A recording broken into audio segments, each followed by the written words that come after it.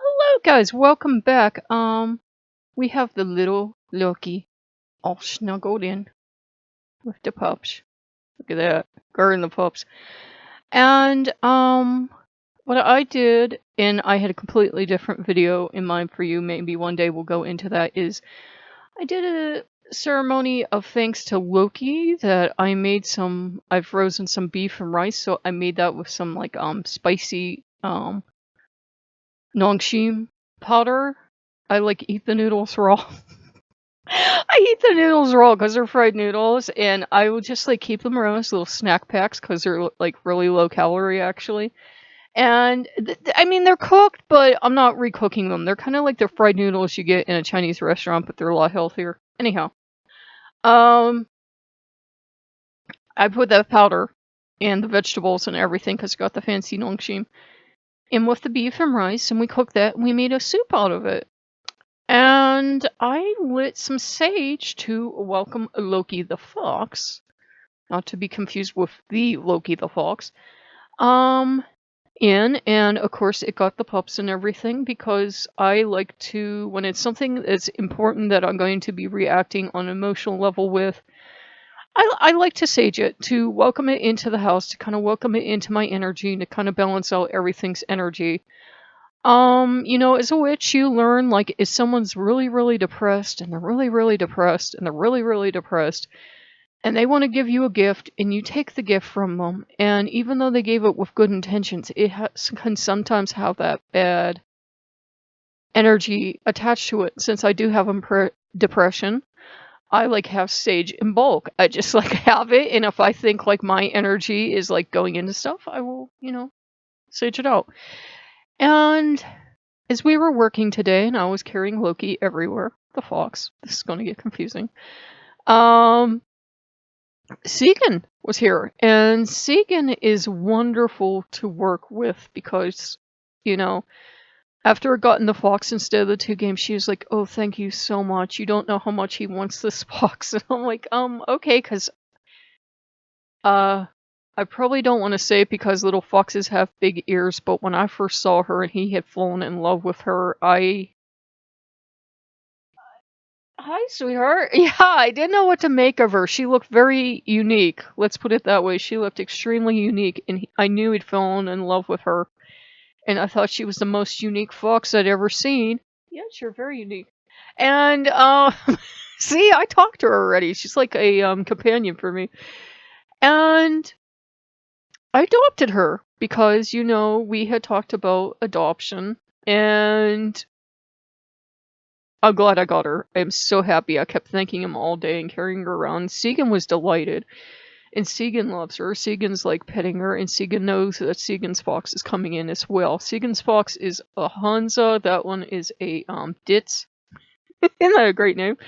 And Sigyn should look like a spring coat. It almost looks like a sub-adult, and it's only going to be about 15 inches long, probably including the tail. So it's probably going to look like a juvenile compared to this one, which will be perfect. So we'll have, Sigyn and Loki as our foxes around here, and it will just be something nice. But working with Sigyn is wonderful because she has a playful vixen energy. She really does.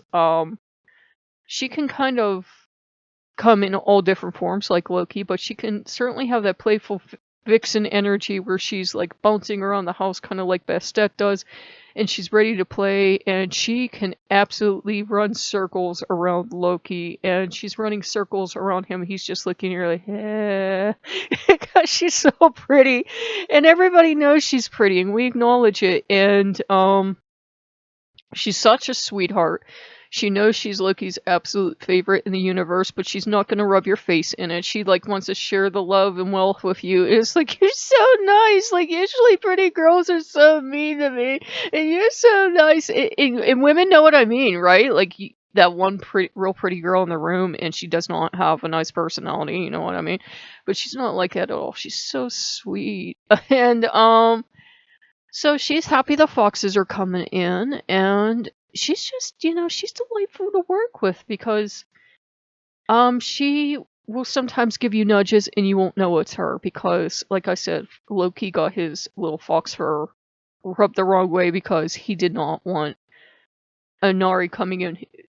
Very rarely does he ever not want another god coming in.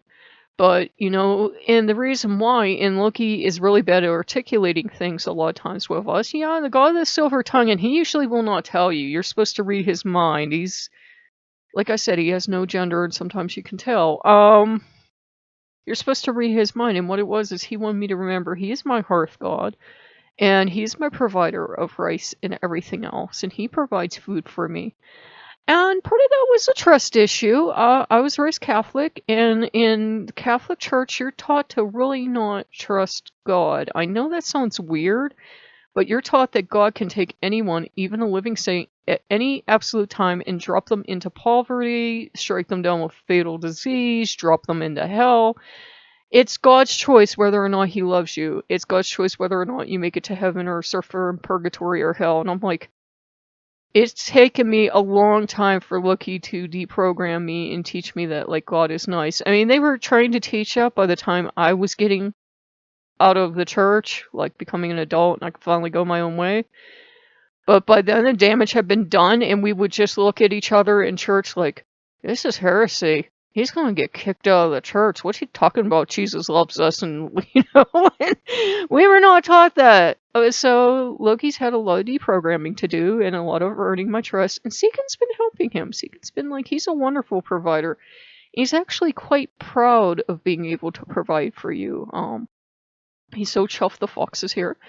And he's so chuffed that, you know, I made him the rice because we made the rice and we made it spicy and we made a soup out of it. So we had a little bit of beef and rice, and then we have beef and rice soup, and he loves that because it has those beautiful oriental flavors in it. And we both love that because, you know, he has like a lot of stuff from Japan and China that he just adores because I love and respect both cultures so much. My mother was towards Ireland, and I'm towards Japan and China. I could not for the life of me tell you why. But I will give you a look at little Loki. If I didn't, I'm not sure if I did. They're in the basket, looking very beautiful. I'm so happy that's what he wanted. And I was really surprised because he hardly ever asked me for anything. I'm serious, like, because of the nature of a YouTube channel, you get a compressed version of our life together. You don't get to know all the times he's gone and not asked for something, and like I've left a place and not been able to go back, and I'm like, you wanted that, didn't you? It's okay.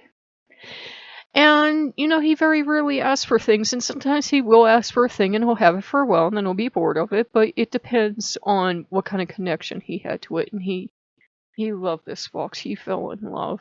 And he made sure I got the special fox because he knew I would adopt the special fox right away, because I always adopted the stuffed animals that no one else wanted because they always seemed to sit there and like, I wouldn't call it animism, but you know how you can like sort of sense the personality about a stuffed animal? Let's say it that way. They'd always seem so hopeful, like they'd have like a little club foot, or maybe their tail would be too short or something, and they just didn't look like the other ones, and they would want adopted too. So those would always be the ones I would have. I would have like a lion with a club foot, snow leopard with like half the whiskers missing.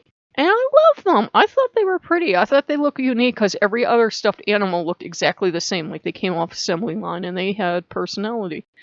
So she has plenty of personality. I like the little look on her face. Like she about to get into something. Somebody about to get it or something. But she's this little sweetheart. And it's the way she's built. I can turn around and she's just like staring at me intently. And she has the pups in with her, all 12 pups. And I've been talking to her like you would talk to any other fox. You know, like if you see those ladies with the reborns, they talk to them all day long. They carry them around. They take them out to eat and everything.